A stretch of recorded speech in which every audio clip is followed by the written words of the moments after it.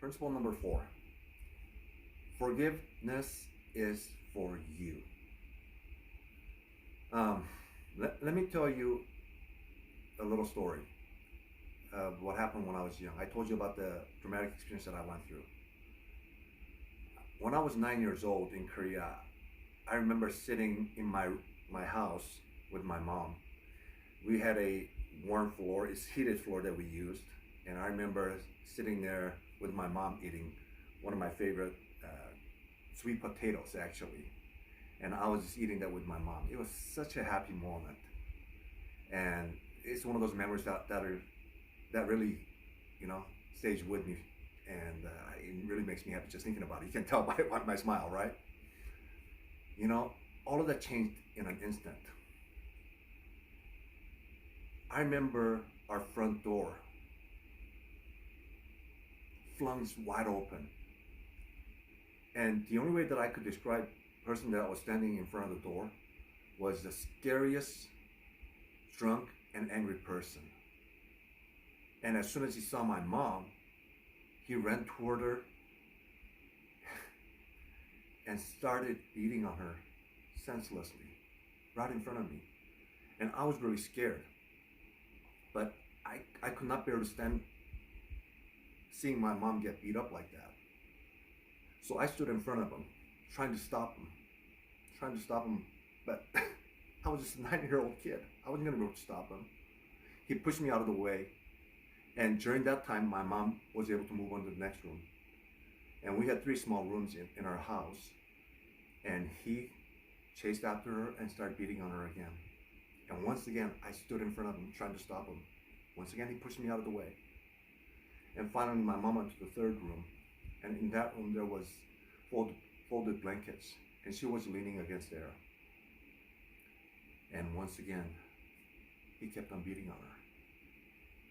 And once again, I remember trying to stand in front of him. But before I could do that, he pulled out a little knife and put it up against her throat and said, "If you ever do that again, I'm going to kill you." As soon as I heard those words, I froze. Truthfully, I don't remember what happened during that time. I must have spaced out because when I snapped out of it, there was no one in the room. And I went outside and I couldn't find my mom. Thankfully, because he was so drunk that she was able to get away, thankfully. But this scary drunk person, whom I call my dad, started a big fire in the front yard. And I remember him throwing our TV in there, black and white TV. And he was throwing my mom and my clothes in the fire as well. And I remember seeing my favorite little Cub Scout uniform that I loved. I remember that being thrown in there as well. And I was pretty devastated and scared. And he came over to me and said, "Lee, go out and find your mom. If you don't, everything's gonna be burnt down. Go out and find her and bring her back." So I remember going outside, tears streaming down my eyes. And I remember trying to call out my mom. And all I could do is say, words didn't come out. I was so scared. And because I couldn't find her, I went back and told Dad, "Hey Dad, I can't find her." He said, "Go out and find her or you're not gonna have a place to stay tomorrow."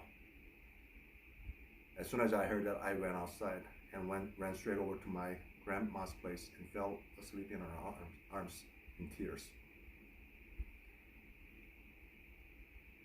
That was very traumatic for me. And I don't even like this word, but at that moment, I hated him. Not just at that moment, but for a long time. I literally hated that guy.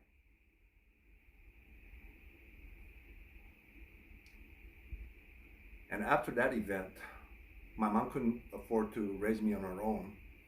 So I actually had to go live with him for about a year. And that was not the happiest time. And then after a year, he actually decided to put me in the orphanage. I was actually happy to go into the orphanage because I didn't like being around them. So that's how I ended up in the orphanage at age 10.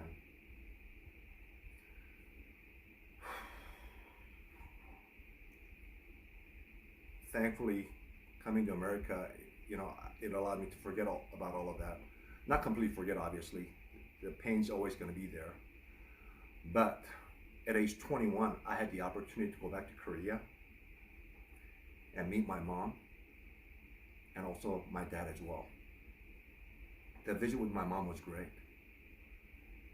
And when I had the opportunity to go see my dad, I remember getting out of the bus and he was standing out just right next to the bus, and this is what he did. He literally looked up and down at me and checked me out to make sure that this was the same guy, because when I left I was a little kid. When I came back I was 6'3", so a lot different.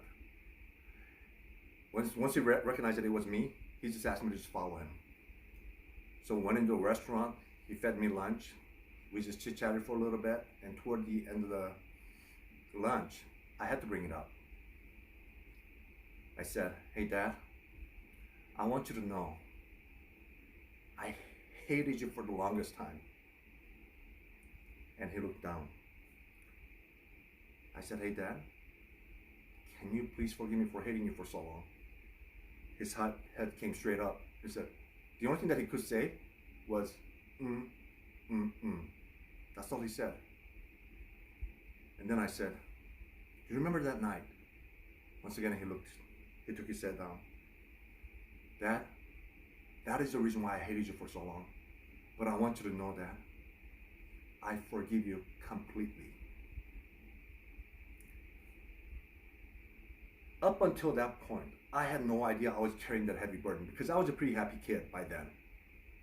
But as soon as I said those words, I felt lighter than ever. I felt like I could fly, literally. I didn't recognize it then, but after a few years later, I recognized that forgiveness is not necessarily for the other person, but it is for you. When you forgive,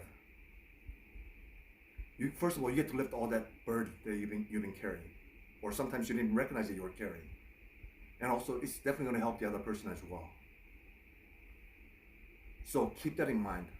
Forgiveness is for you. If you have a chance to forgive anybody, just do it right away, starting with yourself. If you do, you'll become so much happier and you'll live a life with a lot more peace. So, discuss right now how you can forgive more easily. And what are the things that are actually stopping you from forgiving other people? Take the time to think about some of the people that you're holding the anger against. And also some of the people that you absolutely hate. Like I said, I don't like that word hate, but some of you probably feel that hate. So think about those people. Make a list of those people. And think about some of the things that you can do to forgive them. Now, some of the things that you can do is you can actually meet up with a person, call that person up, or even write a letter to that person. And some people like to burn that up, and that allows them to let it go.